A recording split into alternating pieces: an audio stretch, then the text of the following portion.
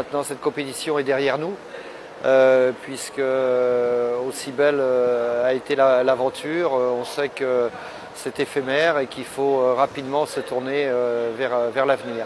Alors l'avenir pour nous, c'est un avenir immédiat, puisque d'ici 10 jours, on aura joué nos 2 matchs de la Ligue des Nations contre le Curaçao. Donc on a beaucoup d'espoir aussi dans cette compétition.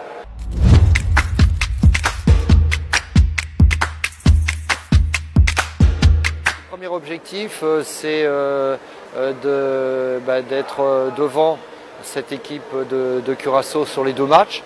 On sait que c'est important pour se maintenir dans le groupe A de la Ligue des Nations, mais aussi que, vu que cette équipe est bien mieux classée que nous au niveau FIFA, gagner des points pour essayer de grappiller des places dans le classement FIFA.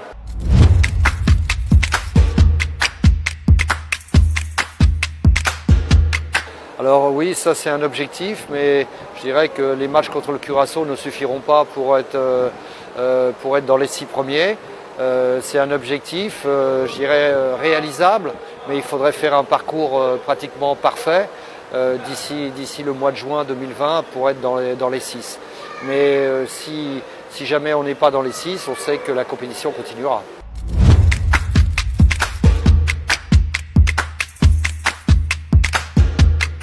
C'est clair qu'il n'y aura plus d'effet de surprise. Tout le monde a vu ce que l'équipe était capable de faire à la Gold Cup. Mais voilà, on sait aussi, nous, qu'on a progressé. On sait qu'on sera attendu par cette équipe de Curaçao. Mais on a aussi la volonté de faire un bon résultat.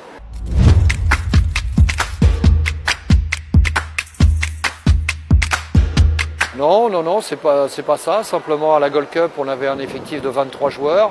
Là, pour cette compétition, on sera que 18. Donc j'ai dû faire des choix. Parfois un petit peu obligé puisqu'il y a eu à nouveau des blessures. Mais voilà, on a un groupe un petit peu plus resserré. Voilà, et pour ces 2 matchs, on aura 18 joueurs.